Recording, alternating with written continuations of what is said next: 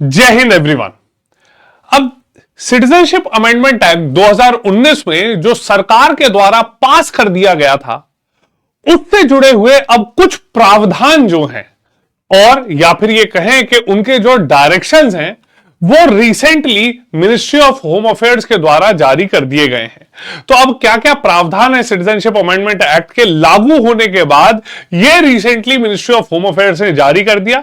तो इसका सीधा सा मतलब है कि सिटीजनशिप अमेंडमेंट एक्ट अब लागू कर दिया गया है, और ये जिन सेलेक्टिव ग्रुप्स के लिए लागू किया गया था, उनके लिए अब रास्ता साफ हो चुका है आगे भारत की नागरिकता लेने का।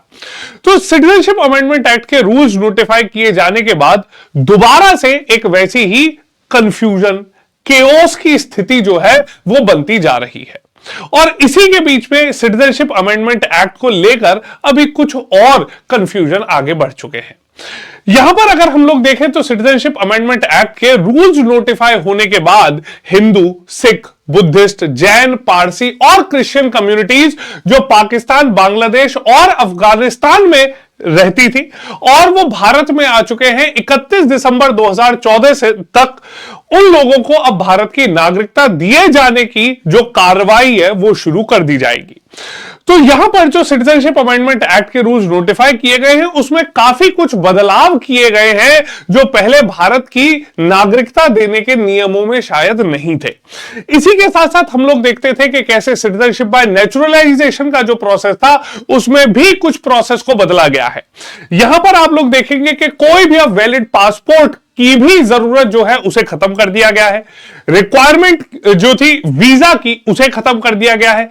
लैंग्वेज सर्टिफिकेट जो है उसकी भी रिक्वायरमेंट को खत्म कर दिया गया है। और प्रूफ ऑफ एंट्री जो है, इंडिया में 31 दिसंबर 2014 से पहले आने का जो प्रूफ मांगा जाता था, उसे भी स्कोप को काफी वाइडन कर दिया गया है, और तकरीबन 20 डॉक्यूमेंट्स जो है वो लिस्ट में अब प्रोवाइड कर दिए गए हैं।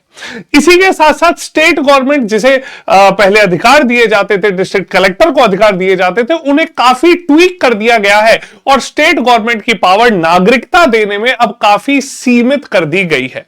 तो ये जो नए रूल्स हैं, इनका क्या असर पड़ेगा, वो आज इस वीडियो में मैं आप लोगों के साथ डिस्कस करने वाला हूं। इसी डिस्कशन के बाद क्या प्रोज एंड कॉन्स हैं, वो भी मैं डिस्कस करूंगा। तो सिटीजनशिप अमेंडमेंट एक्ट के फेवर में क्या आर्ग्यूमेंट्स हैं और उनके अगेंस्ट क्या आर्ग्यूमेंट्स हैं, और आगे सरकार के लिए क्या एक वे फॉरवर्ड होना चाहिए, ये सभी चीजें आज आप लोगों के लिए इस वीडियो में मैं लेकर आया हूं। सबसे पहले अगर हम लोग शुरुआत करें तो सिटीजनशिप अमेंडमेंट एक्ट आखिर है क्या। तो ये जो सिटीजनशिप अमेंडमेंट एक्ट है, वो सिटीजनशिप एक्ट 1955 को अमेंड करता है। ऐसा नहीं है कि इस एक्ट को पहली बार अमेंड किया जा रहा है, इससे पहले भी ये जो एक्ट है वो कई बार अमेंड किया जा चुका है। यहां पर आप ये देख सकते हैं कि एक fast track path, fast track provision यहां पर बना दिया गया है फॉर परसिक्यूटेड माइनॉरिटीज, जिसमें Hindus, Sikh, Buddhist, Jains, Parsis और सिर्फ क्रिश्चियंस को इंक्लूड किया गया है, पाकिस्तान, अफगानिस्तान और बांग्लादेश के। जो ये लोग जो भारत में 31 दिसंबर 2014 से पहले आ चुके थे, उन्हें अब भारत की नागरिकता देने का प्रावधान यहां पर रखा गया है। सरकार का इसके पीछे यह कहना है कि ये जो सभी माइनॉरिटीज हैं, हिंदू, सिख, बुद्धिस्ट, जैन्स, पारसीज, इनका कहीं ना कहीं भारत में ही इवोल्यूशन हुआ था। ठीक, तो यहां पर अगर हम देखते हैं तो यही सभी जो कम्युनिटीज हैं, ये भारत में ही कहीं ना कहीं बढ़ती रही, और काफी लंबे समय तक यहां पर वो सीमित भी हो गई थी। तो सरकार का यह कहना है कि ये जो सिटीजनशिप अमेंडमेंट एक्ट लाया गया है, इसका मेन एम है to protect those who have fled religious persecution in their home countries. तो यहां पर इन सभी कम्युनिटीज को स्पेसिफिकली जो पाकिस्तान, अफगानिस्तान और बांग्लादेश में जिनका शोषण किया जा रहा था, इनके लिए यहां पर नागरिकता देने का प्रावधान अब लाया गया है। इसी के साथ साथ दूसरी चीज जो रखी जाती है, तो यहां पर आप ध्यान से देखिए कि कुछ कम्युनिटीज जैसे हिंदूज, सिख, बुद्धिस्ट और जैन्स, ये मेजरली वो कम्युनिटीज हैं जिनका इवोल्यूशन भारत में हुआ। इसके अलावा पारसी जो थे वो भी भारत में आकर रहे, और जो क्रिश्चियंस हैं, क्योंकि वो माइनॉरिटीज हैं और वो पाकिस्तान, अफगानिस्तान और बांग्लादेश जैसे मुस्लिम राष्ट्र में उनका भी शोषण हो सकता है, तो उन्हें भी इंक्लूड यहां पर किया गया है। अब इसके अलावा यहां पर सवाल उठता है कि हु विल बी इंपैक्टेड। अब यहां पर काफी चीजें मैं आपको बहुत ही क्लियर तरीके से बताऊंगा कि इसका असर किस पर पड़ने वाला है। तो citizenship amendment act is majorly to benefit the aforesaid 6 religious minorities. Clear? तो इन 6 धर्म के आधार पर जो अल्पसंख्यक हैं दूसरे देशों में, उनके लिए प्रावधान लाया गया है and Indian citizens are not affected by this. Clear? तो जो एग्जिस्टिंग इंडियन सिटीजन्स हैं उनके ऊपर कोई भी असर नहीं पड़ने वाला है। अगली चीज यहां पर आती है, how will citizenship be granted under the citizenship amendment act. तो सिटीजनशिप अमेंडमेंट एक्ट के अंडर अब भारत की नागरिकता इन्हें कैसे दी जाएगी, इसे भी हम लोग अब यहां पर समझ लेते हैं। सबसे पहले the process of granting citizenship will be conducted online through a dedicated portal that would be set up by the Ministry of Home Affairs. Okay. Applicants will need to declare their entry into India without valid travel documents and the year of their entry. तो ये जानकारियां उन्हें देनी पड़ेगी। अब क्या क्या इसमें प्रावधान रखे गए हैं? सबसे पहले no requirement of valid passport. तो ये जो रूल बनाए गए हैं, they have now done away with the mandatory requirement of passport. जो पहले एक कंपलसरी प्रावधान था पासपोर्ट होना, उसे भी खत्म कर दिया गया है। ओके, एंड इट इफेक्टिवली, आप ये देख सकते हैं अर्लियर रूल्स जो थे वो कहते थे कि एक वैलिड फॉरेन पासपोर्ट आपके पास होना चाहिए और उसके साथ साथ एक रेजिडेंशियल परमिट भी। बैंक चालान की कॉपी होनी चाहिए आपके पास जिसमें 1500 रुपए का बैंक चालान जारी किया गया हो। एक एफिडेविट और न्यूज़पेपर कटिंग भी आपके पास होनी चाहिए जिसमें यह क्लियरली आपके द्वारा नोटिफाई किया गया हो। अब नए रूल के मुताबिक यहां पर जो वैलिड पासपोर्ट है, वैलिड रेजिडेंशियल परमिट है, उसकी रिक्वायरमेंट को खत्म कर दिया गया है। ठीक, और यहां पर 20 आप देख सकते हैं कि ऐसे प्रूफ ऑफ रेजिडेंस दिए गए हैं। ठीक है, तो यहां पर अगर बर्थ और एजुकेशनल इंस्टीट्यूशन सर्टिफिकेट है, कोई भी आइडेंटिटी कार्ड है, कोई लाइसेंस सर्टिफिकेट हो, कोई लैंड टेनेंसी रिकॉर्ड हो, उसके साथ साथ आप ये देख सकते हैं कोई भी ऐसा डॉक्यूमेंट जो आपको दूसरे देश का नागरिक प्रूव कर सके। और यहां पर या फिर अगर ऐसा नहीं है और कोई ऐसा डॉक्यूमेंट आपके पास है जो आपके एंसेस्टर्स को दूसरे देश का नागरिक प्रूव कर सके, उन्हें भी पासपोर्ट की जगह वरीयता दे दी जाएगी। और प्रूफ ऑफ रेजिडेंस के तौर पर 20 डॉक्यूमेंट्स जो हैं उनकी एक लिस्ट जारी की गई है। अगर कोई भी आप पेश कर देते हैं तो आपको नागरिकता के लिए कंसिडर कर लिया जाएगा। अगला आता है नो रिक्वायरमेंट ऑफ वीजा। तो ये जो नए रूल हैं, इन्होंने हर प्रकार के जो मैंडेटरी वीजा रिक्वायरमेंट थी उन्हें खत्म कर दिया गया है and they have provided that even a certificate issued by an elected member of a local body would be sufficient. तो अगर आपके उन इलाके के पार्षद भी, सभासद जो म्युनिसिपल काउंसलर है, अगर वो भी सर्टिफिकेट जारी कर देते हैं तो वो भी एक्सेप्टेबल है।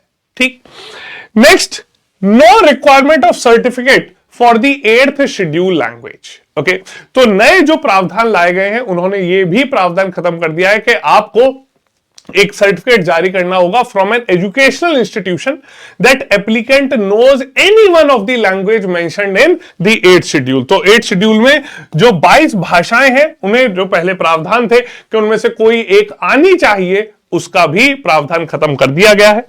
और यहां पर आप ये देख सकते हैं कि according to these new rules a declaration to that effect, आपने अगर सिर्फ यह भी कह दिया कि आप उसे समझते हैं, आप भाषा बोलना जानते हैं, वो भी सफिशिएंट है। इसके साथ साथ प्रूफ ऑफ एंट्री जो है, यहां पर लिस्टेड 20 डॉक्यूमेंट्स जारी किए गए हैं। अगर उनमें से कोई भी एक डॉक्यूमेंट आप पेश कर देते हैं जो ये प्रूव कर दे कि आप 31 दिसंबर 2014 या उससे पहले से भारत में रह रहे हैं, तो आपको अलाउ कर दिया जाएगा। तो इसमें चाहे वैलिड वीजा हो, परमिट हो किसी भी प्रकार का, सेंसस की स्लिप हो या लैंड टेनेंसी रिकॉर्ड हो, कोई रेंट एग्रीमेंट हो, पैन कार्ड हो, एनीथिंग।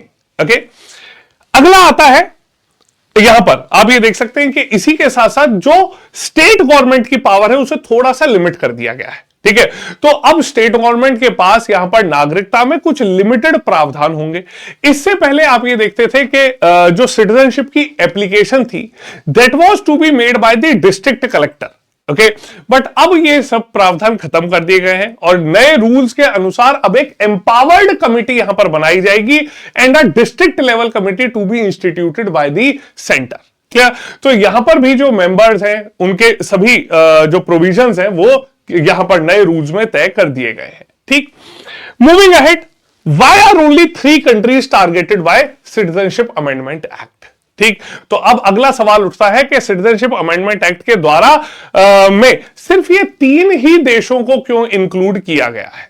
ठीक, तो सिटीजनशिप अमेंडमेंट एक्ट कहता है कि पाकिस्तान, अफगानिस्तान और बांग्लादेश, ओके, सिर्फ इन्हें यहां पर इंक्लूड इसलिए किया गया है because they have a state religion.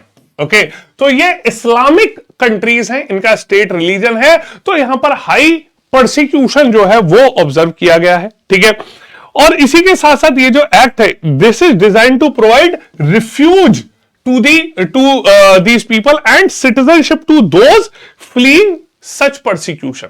Okay, तो यहां पर किसी भी प्रकार से आप ये देख सकते हैं कि यहां पर जो प्रावधान रखा गया है, ठीक है, वो इनके लिए रखा गया है कि ये जो लोग हैं, ठीक है, जो किसी प्रकार से वहां शोषित हैं, वो और वहां से भाग के भारत आए हैं, उन्हें भारत की नागरिकता किस प्रकार से दी जाएगी। अगली चीज, नेशनल रजिस्टर ऑफ सिटीजन्स। अब ये जो एनआरसी है, ये एनआरसी क्या है और एनआरसी को सीए से जो जोड़ के बोला जा रहा है वो कितना यहां पर मिलता है? तो यहां पर नेशनल रजिस्टर ऑफ सिटीजन्स जो है, it is a register which is maintained by Indian government that contains names of Indian citizens. Initially ये रजिस्टर 1951 में क्रिएट किया गया था and it is primarily used to identify illegal migrants. Okay, government has stated that the CAA and NRC are separate entities. तो किसी भी प्रकार से इस भ्रम में मत आइएगा कि CAA और NRC जो है वो मिले हुए हैं। CAA NRC दोनों अलग एंटिटी है। CAA का जो फोकस है वो सिर्फ यहां पर जो परसिक्यूटेड माइनॉरिटीज हैं उन्हें नागरिकता देने के लिए है। एनआरसी का जो एम है that is to document and verify the citizenship status of residents. Clear? तो जो भारत में इस समय पर रह रहे हैं उनका सिटीजनशिप स्टेटस क्या है उसे चेक करना एनआरसी का काम है। अब is CA linked to NRC? तो गवर्नमेंट ने यहां बहुत क्लियरली कहा है that they are not at all directly linked. Clear? ये दोनों ही चीजें अलग हैं, डायरेक्टली लिंक्ड नहीं है। अगला सवाल, how does it benefit Hindu, Sikh, Jain, Buddhist, Parsi and Christian foreigners hailing from these 3 countries? Okay, so CA is basically creates the legal right for such migrants. Secondly, they get a faster route to Indian citizenship through the naturalization mode. Okay, तो यहां पर naturalisation के तरीके से even though वो पहले भी नागरिकता ले सकते थे, पर यहां पर अब ये क्या प्रावधान लाए गए हैं? तो ये जो प्रावधान है ये एक फास्टर रूट प्रोवाइड करता है।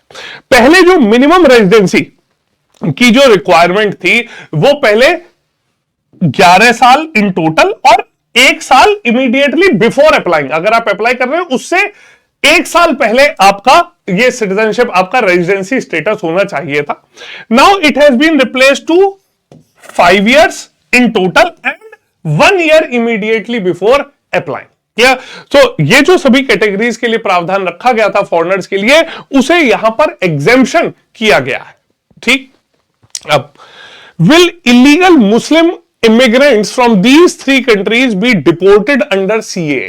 ये एक और बहुत बड़ा सवाल उठता है और आजकल इसके अराउंड भी काफी भ्रम फैलाया जा रहा है।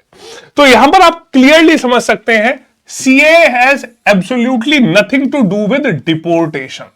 ठीक है, CAA का जो कानून है वो किसी को भी भारत से निकाल नहीं रहा है, वो सिर्फ जो ये परसिक्यूटेड माइनॉरिटीज हैं इन 3 देशों में उन्हें भारत की नागरिकता दे रहा है। Okay, so illegal whether Muslim immigrants or any other immigrants, they will not be deported from India.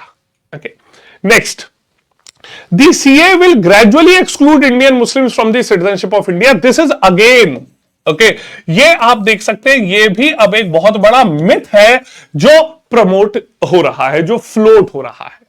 तो ध्यान रखिए कि CA does not apply to any Indian citizen at all. All Indian citizens enjoy fundamental rights guaranteed by the Constitution of India. Clear? So CAA is not meant to deprive any Indian citizen of his citizenship. Clear? तो ये कई जगह आप देख सकते हैं कि ये जो मिथ है, एक भ्रम फैलाया जा रहा है, तो इस पर बिल्कुल ध्यान न दें. And CAA has got nothing to do with Indian residents. Okay, so Indian Muslims जिनके बीच में थोड़ा सा केओस, कंफ्यूजन पैदा हो रहा है कुछ खबरों को देखते, वो इन चीजों पर ध्यान बिल्कुल भी ना दें, because it has got nothing to do with people who are citizens of India. Okay, अगला यहां पर आता है CAA will be followed by NRC and all Muslims will be sent to detention camp. ये एक और मिथ क्रिएट किया गया है, तो ध्यान रखिए CAA has nothing to do with NRC. Okay, Indian Muslims they are Indian citizens. Okay, तो वो इंडियन सिटीजंस हैं, भारत के नागरिक हैं, उनकी नागरिकता पर कोई भी संदेह नहीं किया जा रहा है और ना ही किसी भी प्रकार से उन्हें डिटेंशन कैंप्स में भेजा जा रहा है या किसी भी फंडामेंटल राइट से डिप्राइव किया जा रहा है. क्या? तो ये जो दो मिथ मैंने आपको बहुत क्लियरली बताए हैं, इन ध्यान रखें और किसी प्रकार के भ्रम में ना आए. अगली चीज, अब यहां पर गवर्नमेंट के द्वारा भी कुछ मिथ जो हैं वो बस्ट किए गए हैं. ठीक, पहला है CAA will violate provisions of article 371. Okay, तो इसे बहुत क्लियरली यहां पर कहा गया है कि no provision of article 371 would be violated by this bill. Linguistic culture, social identity of people of North East would be preserved. Okay, next अगला मिथ है provisions of citizenship amendment Provisions of Citizenship Amendment Act will apply to the tribal areas of Northeast. Okay, तो यहां पर बहुत clear government के द्वारा किया गया है, it would not be applied to the tribal areas of Schedule 6 states. Clear? तो 6 Schedule states जो हैं उनमें किसी भी प्रकार से लागू नहीं किया जाएगा.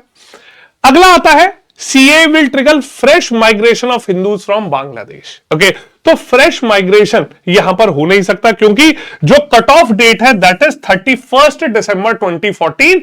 Currently even if somebody has migrated after 31st December 2014 will not be acknowledged. Okay, अगली चीज, CAA dilutes Assam Accord. ये यहां पर क्लियर किया गया है, CAA does not dilute sanctity of Assam Accord as far as the cutoff date of March 24, 1971 is concerned. CAA is special legislation intended to address the concerns of only few identified minorities. Okay, तो यहां पर किसी प्रकार से Assam accord को dilute नहीं किया जा रहा है. अगला मिथ यहां पर है CAA is against the interest of indigenous people of Assam. Again, CAA is not Assam centric. वो सिर्फ आसाम के इलाके तक सीमित नहीं है, वो पूरे देश भर को एक एज अ होल देखा जा रहा है. It is applicable to whole country and CAA is definitely not against NRC which is being updated to protect indigenous communities. Okay. इसके साथ साथ और भी मिथ जैसे CAA will affect the interest of minorities in Assam. Again, CAA applies to minorities of other countries and this has been very clearly clarified. Citizenship Amendment Act 2019 will enable 1.5 lakh undocumented Hindu Bangladeshis residing in Assam to get Indian citizenship. So no foreigners will get citizenship automatically by this act. Okay, तो यहां पर बहुत clearly जो as जो यहां पर time criteria mention किया गया है, सिर्फ उसी को ध्यान में रखते हुए नागरिकता दी जाएगी and it is not providing citizenship automatically. Okay, अगली चीज, Bengali Hindus will become a burden for Assam. CAA is applicable to whole country. Persons facing religious persecution are not settled only in Assam. तो ऐसा नहीं है कि सिर्फ आसाम में ही सबको रिलोकेट किया जा रहा है, they will be distributed in the entire country. Okay. Next, CAA will lead to domination of Bengali speaking people. Again, most of the Hindu Bengali population is settled in Barak Valley of Assam, where Bengali is declared the second state language. In Brahmaputra Valley, Hindu Bengalis are settled in isolated pockets and have adapted themselves to Assamese language. As such, there is no question of linguistic domination of Assami speaking people by the Bengali speaking people. क्या? तो ये सभी ऐसे प्रावधान यहां पर लाए गए हैं. एक और मिथ जो कहता है areas regulated through inner line permit will be included. तो areas regulated under the inner line permit have been exempted and Manipur also brought under the inner line permit regime.